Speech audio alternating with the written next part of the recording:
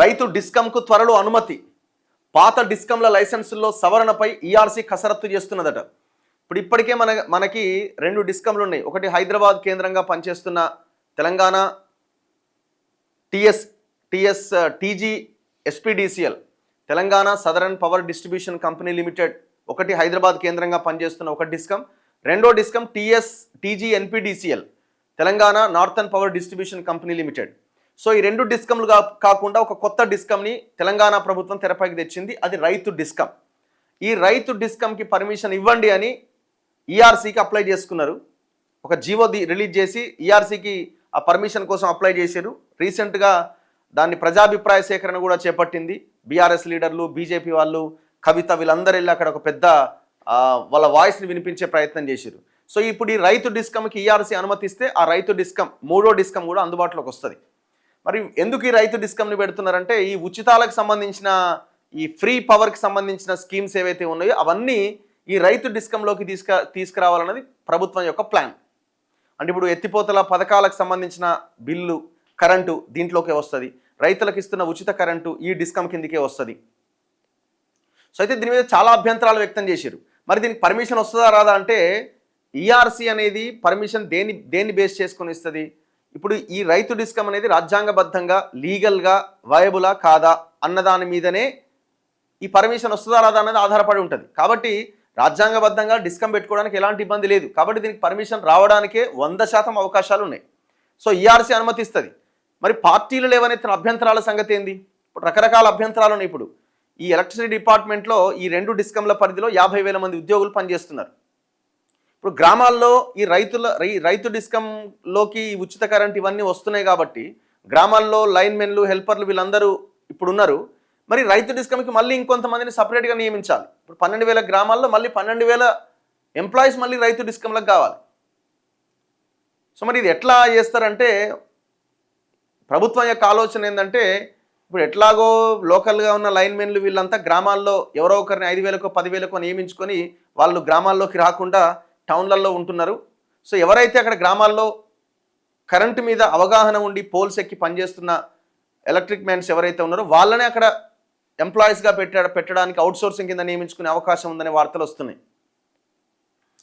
So ఇది మరి ఇది ఎట్లా అన్నది చూడాలి, భవిష్యత్తులో ఎట్లా చేస్తారన్నది.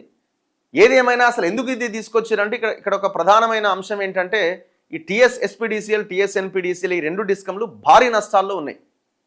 దేశంలో సబ్జెక్టు కరెక్షన్ 51 డిస్కంలు ఏమో ఉంటే 50-55 ఉంటే అట్టడుగున ఉన్నాయి మన 2 డిస్కంలు. కారణం ఏంటి? పోయిన గవర్నమెంట్ హయాంలో విపరీతమైన అప్పులు చేశారు. దాదాపుగా 1,000 కోట్ల నష్టాల్లో ఉన్నాయి. ఇప్పుడు ఈ ర్యాంకింగ్ని ఎట్లా డిసైడ్ చేస్తారంటే ఈ ర్యాంకింగ్ని వీటికి ఉన్న అప్పులు వీటిని బేస్ చేసుకొని ర్యాంకింగ్ డిసైడ్ అవుతుంది. ఎవరైతే మెరుగైన ర్యాంకింగ్ ఉంటుందో వాళ్ళకి మాత్రమే అప్పులు పుట్టడానికి అవకాశం ఉంటుంది. కాబట్టి ఈ 2 డిస్కంలకి అప్పులు పుడతలేవు. ఏం చేయాలో అర్థం కాని పరిస్థితి. ఇప్పటికే డిపార్ట్మెంట్ అంతా కంప్ అయిపోయింది. సో ఇప్పుడు ఈ గవర్నమెంట్ ఏం చేస్తుంది? రెండింటి మీద ఉన్న అప్పులని కొన్ని తీసి రైతు డిస్కంలోకి మళ్ళీ ఇస్తారు. ఎందుకంటే ఈ రైతులది ఇవన్నీ ఉన్నాయి కదా, ఈ ఎలక్ట్రిసిటీ మన ఎత్తిపోతల పథకాలకు సంబంధించిన కరెంటు బిల్లులు ఇవన్నీ కూడా ఈ రైతు డిస్కంలోకి తీసుకొస్తారు. ఫ్రీకి సంబంధించినవి, ప్రభుత్వం ఇచ్చే సబ్సిడీకి సంబంధించినవి. అప్పుడు అక్కడ అప్పు తగ్గి ఆ రేటింగ్ కొంత మెరుగై మళ్ళీ దానికి అప్పులు పుట్టడానికి అవకాశం ఉంది. ఇట్లా ఈ రకరకాల యాంగిల్స్లో ఆలోచించి రైతు డిస్కంని తెరపైకి తెస్తున్నారు. ఇది లాభమా నష్టమా అంటే ఇది కోఆర్డినేట్ చేసి దీన్ని అందుబాటులోకి తీసుకొచ్చి దీని వెనకాల ఇంకొక కుట్ర కూడా ఉండే అవకాశం ఉందంటున్నారు. ఇప్పుడు ఉచితాలు ఇవన్నింటినీ రైతు డిస్కంలోకి తీసుకొచ్చిన తర్వాత ఆ ఎస్పీడీసీఎల్, ఎన్పీడీసీఎల్ అనే 2 డిస్కంలు కేవలం ప్రజల ఇండ్లల్లో అండ్ పరిశ్రమల్లో ఉన్న మీటర్ల బిల్లులు వాటి ద్వారా వచ్చే ఆదాయం వాటికి వస్తుంది. కాబట్టి అదేమైనా ప్రైవేట్ కంపెనీలకు అప్పగించే అవకాశం ఉందా అనే ఒక చర్చ కూడా స్టార్ట్ అయింది. సో కాబట్టి ఇన్ని అంశాలు, ఎందుకంటే ఇప్పుడు మనం తెలంగాణలో దాదాపు 1 కోటి మీటర్ల కరెంటు బిల్లులు వసూలు చేస్తున్నారు.